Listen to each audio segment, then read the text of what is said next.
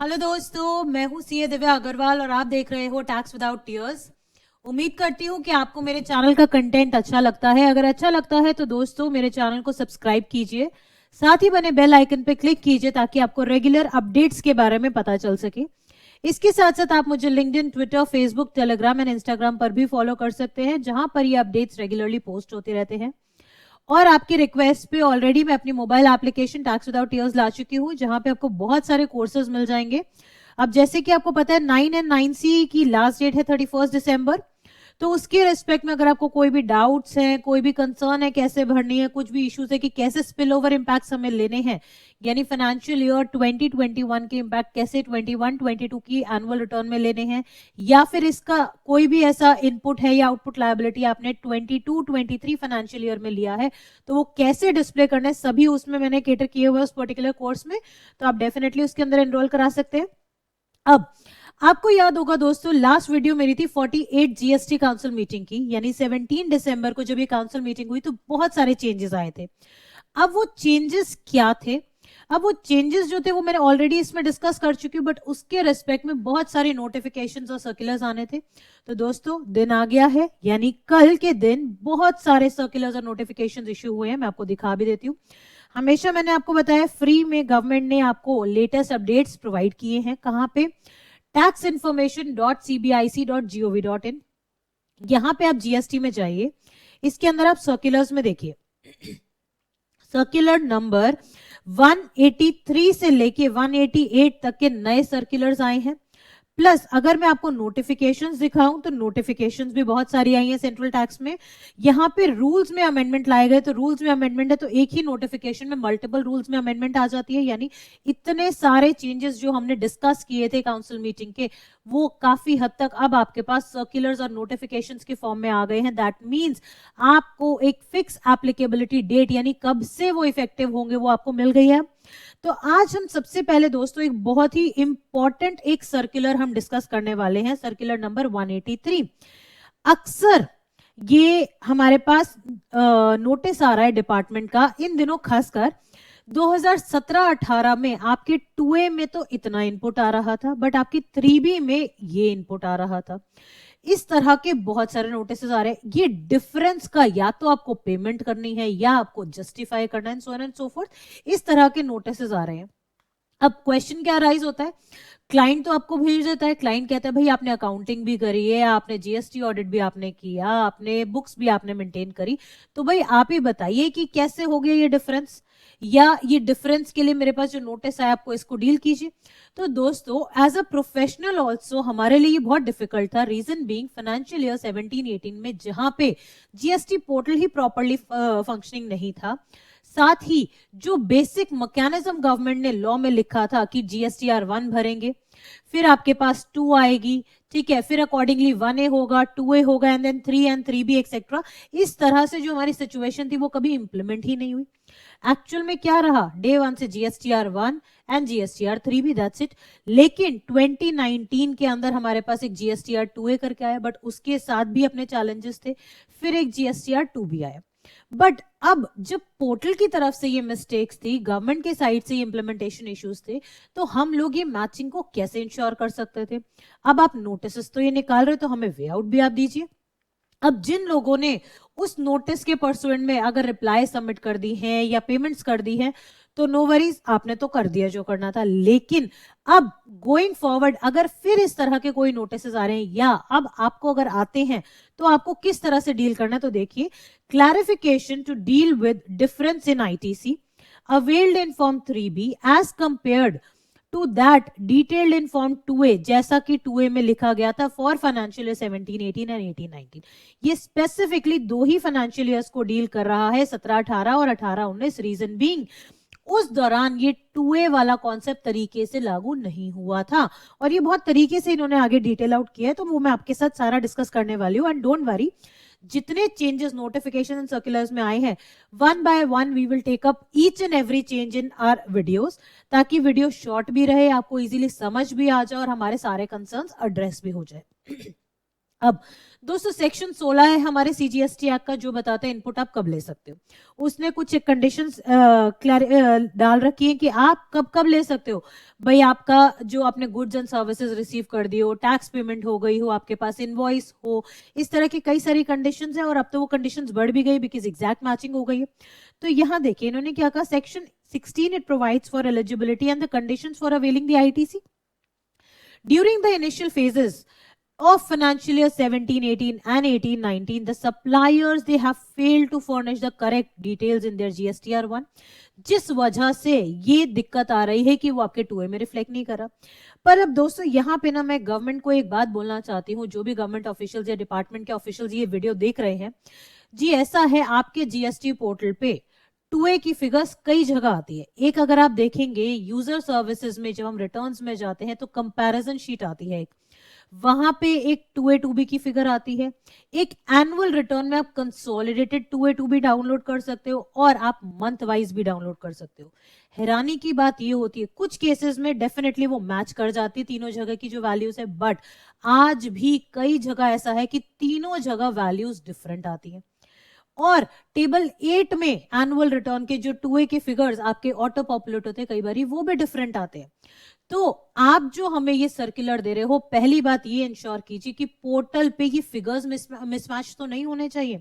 हर जगह at least figure तो एक कॉमन आनी चाहिए जो कि करेक्ट फिगर हो, सीधी सी बात है, वो एक्यूरेट होनी चाहिए। ये नहीं हो कि हर जगह वो फिगर डिफरेंट हो।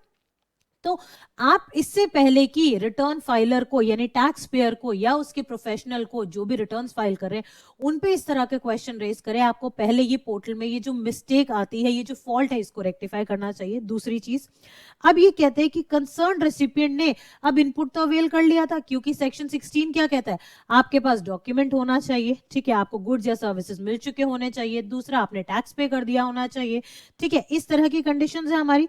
तो हमने वो कंडीशंस के बेसिस पे हमने क्या किया, आपने रिटर्न फाइल कर दी होनी चाहिए। तो ये कंडीशन जब फुलफिल होती है तो आप इनपुट ले लीजिएगा, बिकॉज मैचिंग तो हो नहीं रही थी।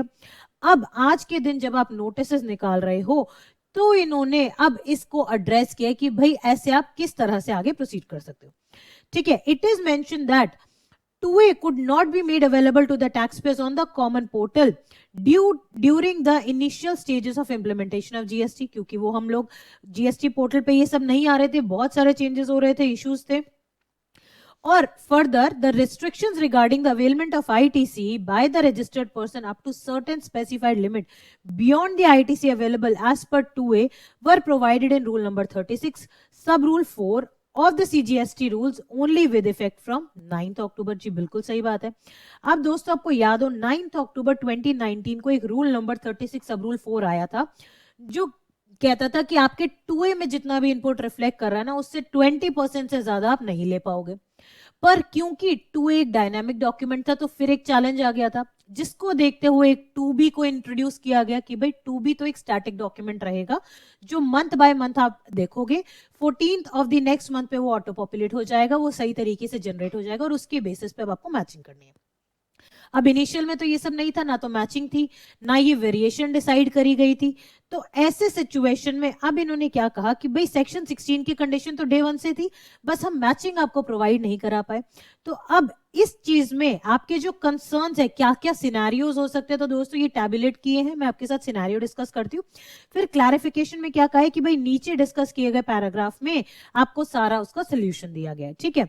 तो अब देखिए, जहां पे supplier he has failed to file in form, इसको मैं थोड़ा सा और बड़ा कर देती हूँ, ये देखिए अब, where the supplier he has failed to file form GSTR1, उसने GSTR1 भरी ही नहीं, पर he has filed the return GSTR3B, यानी उसने टैक्स तो पे कर दिया था बट GSTR1 नहीं भरी थी, ठीक है। ड्यू टू विच सप्लाईज जो है वो आपके 2A में तो ऑटो पॉपुलेट नहीं हुई, बट हाँ सप्लायर ने टैक्स पे कर दिया, जो कंडीशन थी हमारी सेक्शन 16 की। फिर दूसरे सिनेरियो क्या आ सकता है कि भाई supplier he has filed form GSTR1 and 3B, दोनों ही उसने फाइल कर दी हैं, बट वो पर्टिकुलर सप्लाई जो उसने आपको एज परचेजर करी है, वो वाली सप्लाई वो डालना भूल गया, but he has failed to report a particular supply in GSTR1, जिसकी वजह से अब वो 2A में नहीं आ रहा है। यानी हो सकता है उसने 3B में टैक्स पे कर भी दिया हो, नहीं भी किया हो, ये भी सिचुएशन पॉसिबल है, बट हाँ आपकी सप्लाई 1 में मेंशन करना भूल गया था, जिस कारण वो आपके 2A में नहीं रिफ्लेक्ट कर रही है, ठीक है, तो यहाँ पे भी आंसर सबके केस में वही आ रहा है कि टेबल नंबर 4 में, पैरा 4 में हम लोग पढ़ेंगे तो वहां पे हम लोग डील करेंगे। अब देखिए, where supplies were made to a registered person, invoice was issued as per rule number 46, यानी टैक्स इनवॉइस आपको प्रॉपर्ली इशू हुआ है, जीएसटी नंबर भी है, but the supplier has wrongly reported the supply as B2C। ये बहुत बड़ी concern है। ये तीनों ही ऐसे सिचुएशन है जो एक्चुअल में अक्सर हर किसी के साथ हो रखे, इस वजह से बहुत लोग के इनपुट टैक्स क्रेडिट रोके गए हैं। यानी अपनी B2B सप्लाई को B2C सप्लाई कर दिया और आप उसको अमेंड करना भी भूल गए हो, ठीक है। ड्यू टू विच अब क्या हो गया, फिर से ये वाली सप्लाई आपके 2A में नहीं आएगी, क्योंकि 2A में कब आएगी, जब B2B सप्लाई हो जाएगी वो आपकी। फिर एक और सिचुएशन देखिए, where the supplier he has filed the form 1 and 3B for a tax period but he has declared the supply with wrong GST number. अब उसने B2B में तो डाल दिया बट गलत जीएसटी नंबर डाल दिया, यानी डालना था A का बट डाल दिया B का। तो सिचुएशन क्या हुई दोस्तों, दोबारा से हम चारों सिचुएशन को देख लेते हैं। इन्होंने क्या कहा, पहली सिचुएशन, आपने 1 में सप्लाई, आपने 1 भरी ही नहीं है पर आपने 3B में उसका टैक्स भर दिया था। दूसरी सिचुएशन, आपने 1 और 3B भरी है बट आप वो पर्टिकुलर सप्लाई जिसको नोटिस आ गया, जिस पर्टिकुलर पर्सन को, उसकी सप्लाई अपनी 1 में डालना भूल गए थे, जिस कारण 2A में रिफ्लेक्ट नहीं कर रही है। तीसरा केस क्या होता है, आपने ए पर्सन को सेल किया, ए पर्सन रजिस्टर्ड पर्सन था, अब आपको ए की डिटेल्स डालनी थी B2B सप्लाईज में, आप भूल से, आपने गलती से उसको B2C सप्लाई में डाल दिया। और फोर्थ सिचुएशन क्या आ जाती है कि आपने ए की जगह बी की डिटेल्स डाल दी उसमें। तो इस तरह के सिचुएशंस में 2A में तो डिटेल्स जाएगी नहीं। अब जब 2A में डिटेल्स नहीं जाएगी तो सामने जो वेंडर है उसको इनपुट नहीं रिफ्लेक्ट करेगा, बट क्योंकि उसने सेक्शन 16 की सारी कंडीशन उस टाइम मानी थी तो उस बेसिस में उसने इनपुट अवेल कर लिया। अब अगर आपको याद हो, इनिशियल फेजेस में हमेशा मैंने आपको ये कहा था, क्योंकि ये कंसर्न आता था भाई मैच कैसे करें, या बाद में जब 2A आया और आपने अपने रिकंसिलिएशन स्टेटमेंट्स बनाई तो उस बेसिस पे भी आपने टेबल 8, एनुअल रिटर्न के टेबल 8 से आपने मैचिंग करने की कोशिश करी। तो मैंने हमेशा यही बात कही कि ऐसे केसेस में अगर सप्लायर ने टैक्स पे कर रखा है ना, तो आप सप्लायर से उसकी रजिस्टर्ड मेल आईडी से, अपनी रजिस्टर्ड मेल आईडी पे आप ये मंगवा लो एक कम्युनिकेशन, एक उसके लेटर हेड पे कि जी हमने टैक्स पे किया है, हमने डिटेल्स डाली हैं, but may be due to technical glitch वो रिफ्लेक्ट नहीं कर रहा है, या फिर हम 1 में तो अब अमेंड नहीं कर पा रहे बट हमने 3B के थ्रू टैक्स पे कर दिया, या फिर हमने DRC 03 के थ्रू आपकी सप्लाई का टैक्स पे कर दिया है। तो इस तरह की सिचुएशन में आपके पास एक कंफर्मेशन हो जाती है कि हाँ भाई सप्लायर ने टैक्स पे कर दिया है और मैं इनपुट ले सकता हूं, ठीक है। और एक और दोस्तों, मैंने एक फीचर और आपको बता रखा है, एक जीएसटी पोर्टल पे ही communication between the taxpayer करके एक फैसिलिटी है, जिसमें आप इजीली अपने सप्लायर को या परचेजर को मैसेज भेज सकते हो, अलर्ट कर सकते हो कि भाई आपने ये सप्लाई सही से नहीं डाली है, उसमें ये डिटेल ठीक नहीं है, ये सप्लाई ही नहीं डाली है। इस तरह की क्वेरीज आप रेज कर सकते हो। तो ये दोनों ही आपके पास एक वैलिड प्रूफ हो जाते हैं, एक लीगल प्रूफ हो जाते हैं। कल को कभी भी आपको फाइट करना है डिपार्टमेंट में या आर्ग्यूमेंट्स प्रेजेंट करने हैं तो आप इजिली कर सकते हो। तो अब इन्होंने क्या कहा देखिए, इन्होंने पहले तो सेक्शन 16 की कंडीशंस बताई, जो कि हमने आपको पहले बताई दी थी। क्या क्या होना चाहिए आपके पास, एक टैक्स इनवॉइस यानी एक प्रॉपर डॉक्यूमेंट होना चाहिए, tax invoice, debit note, credit note etcetera, ठीक है। आपको गुड्स या सर्विसेज रिसीव हो जाने चाहिए, फिर उसके बाद आपकी पेमेंट हो जानी चाहिए, ठीक है। You must have made the payment of the amount towards the value of the supply along with the tax payable. आपने दोनों taxable value and tax amount दोनों दे देने चाहिए। फिर beside this the proper officer shall also seek whether any reversal of ITC is required to be made in accordance with section 17 और 18। इस तरह की चीजें आप देख लोगे। फिर यहां पे देखिए अब इन्होंने, जैसे आपको याद होगा, पहले रिटर्न फाइलिंग के लिए एक थ्रेशोल्ड बता दी थी, डेट्स आइडेंटिफाई कर दी थी, अबव 5 करोड़ के टैक्स पेयर्स या बिलो 5 करोड़ के टैक्स पेयर। तो ऐसे सिचुएशन में दोस्तों अब इन्होंने क्या कहा, अगर आपका ये जो डिफरेंस आ रहा है 3B और 2A में उन फाइनेंशियल, कौन से 17-18 और 18-19 के लिए, वो एक्सीड करता है 5 लाख रुपए, तो the proper officer shall ask the registered person to produce a certificate। एक सर्टिफिकेट देना पड़ेगा किसको, एक चार्टर्ड अकाउंटेंट को या फिर एक कॉस्ट अकाउंटेंट को, CMA को, जो सर्टिफाई करेगा कि supplies in respect to the invoices of the suppliers have actually been made by the supplier to this particular registered person and the tax has been paid in form 3B, यानी 3B में tax पे हो रखा है। May be अगर 3B में नहीं हो रखा हो तो जो भी आपकी डिटेल्स है आप अकॉर्डिंगली उसमें स्पेसिफाई करोगे। और certificate issued by a CA and CMA, it shall also contain a UDIN। ये यूडिन होना भी बहुत जरूरी है। अच्छा, जो मैं अब आपको बोल रही हूँ ना दोस्तों, DRC 03, देखिए हो सकता है इनिशियली क्या था, हमारे पास दोनों ऑप्शंस थे, तो कई बारी लोग मैचिंग के चक्कर में क्या करते थे कि 3B में, सपोज कीजिए आज जैसे मैं आज खड़ी हूँ दिसंबर 22 में, ठीक है, अब मेरा कोई भी टैक्स पेमेंट सपोज कीजिए पर्टेन करता था जून 2022 को, मैं ऑल्दो आज पे कर सकती हूँ, उसको रेक्टिफाई कर सकती हूँ, but rather than making that payment in particular GSTR 3B, what I do is I file the DRC 03 for that particular supply। तो इस तरह की कोई भी डिटेल है वो आप मेंशन करेंगे, वो एक CA या CMA सर्टिफाई करेगा, प्रोवाइडेड कि आपका डिफरेंस 5 लाख से ज्यादा होना चाहिए। इन्होंने साइट्स भी बता दी कि कौन कौन सी साइट से यूडिन जनरेट होंगे। फिर जहां पे डिफरेंस आपका 5 लाख से कम है, ठीक है, where the difference is only up to rupees 5 lakhs, difference is up to 5 lakh, तो the PO it shall ask the claimant to produce a certificate from the registered supplier, यानी जो आपका सप्लायर था उससे आप एक सर्टिफिकेट ले लीजिए, क्या कहते हुए कि effect that said supplies have actually been made by him to the registered person and the tax has been paid in GSTR 3B, कि भाई उसने ये सप्लाई करी है और उसका टैक्स पे कर दिया। इस तरह का एक आप सप्लायर को सामने से जो है, मतलब सप्लायर से एक सर्टिफिकेट आप ले लीजिएगा। दूसरी चीज, हाउएवर अब जो हम ये एक बोलते हैं ना, सेक्शन 16 सबसेक्शन 4 में आपको टाइमलाइन बताई गई है कि कब तक आप इनपुट ले सकते हो या कब तक आप चेंजेस कर सकते हो। तो दोस्तों कोई भी एक फाइनेंशियल ईयर की हम बात करते हैं या करंट की भी हम बात करें, फाइनेंशियल ईयर 21-22 की, इसका इनपुट मैक्सिमम मैं सितंबर 22 तक ले सकती थी या फिर annual return which ever is earlier, but क्योंकि फाइनेंस एक्ट 22 में चेंज आया था तो उसकी डेट एक्सटेंड करके डेट ही स्पेसिफिकली बता दी गई, यानी 30 नवंबर तक अब हम लोग ले सकते हैं, उसके बियॉन्ड हम नहीं ले पाएंगे।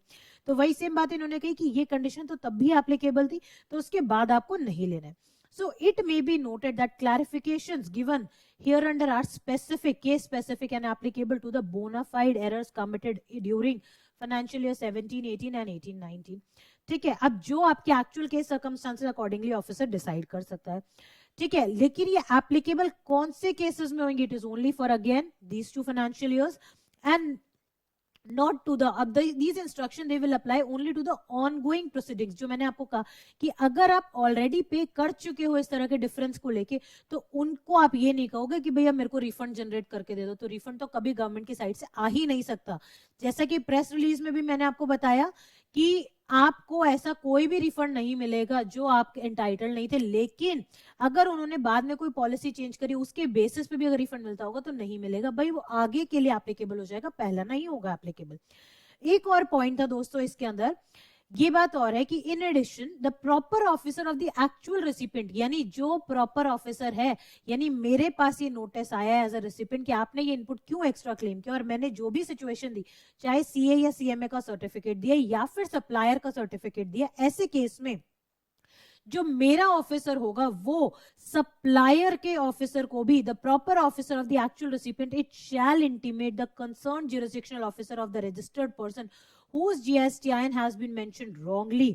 अब यहां पे देखिएगा, जब हमने एक केस ऐसा बोला था कि रॉन्ग GST नंबर पे इनपुट ट्रांसफर हो गया, तो वहां पे ए की जगह बी को ट्रांसफर कर दिया सप्लायर ने, तो ए की डिटेल्स, ए के पास तो ए ने अपने ऑफिसर को तो सबमिट कर दी है डिटेल्स, अब ए का ऑफिसर जो बी का ऑफिसर है उसके पास भी डिटेल्स भेजेगा कि that the ITC on those transaction is required to be disallowed. तो यानी एक नोटिस तो आपके पास आ गया, एक जिसके पास गलत चला गया होगा इनपुट उसके पास चला जाएगा। However, allowance of ITC to the actual recipient shall not depend on the completion of action by the tax authority of such registered person whose GSTIN has been wrongly mentioned, and such action will be pursued as an independent action। यानी आपका जितना authenticate या original आपका बनता होगा ITC उतना आपको मिल जाएगा। इट डजंट डिपेंड कि किसके पास गलत तरह से ट्रांसफर हुआ, हमें उससे कोई मतलब नहीं है, हमें अपने इनपुट से मतलब होना चाहिए। अगर हम उसके लिए एलिजिबल थे, हमने ये कंडीशन सेटिस्फाई कर दी है, तो हमें डेफिनेटली मिल जाएगा। सो आई होप दोस्तों जो एक बहुत मेजर कंसर्न थी ना वो मैंने आज आपके एड्रेस कर दी, बिकॉज ये बहुत सारे नोटिस सर्कुलेट हो रहे थे। अब जो बाकी के चेंजेस है दोस्तों, मैं इंडिविजुअली हर एक टॉपिक पे, हर एक सर्कुलर पे, हर एक रूल चेंज पे डेफिनेटली लेके आऊंगी। तो मीनवाइल आपको कोई और डाउट है, कोई भी इश्यू है, तो आप कमेंट बॉक्स में कमेंट कर सकते हैं, and I will definitely take it up in the next video. Thank you so much and have a nice day.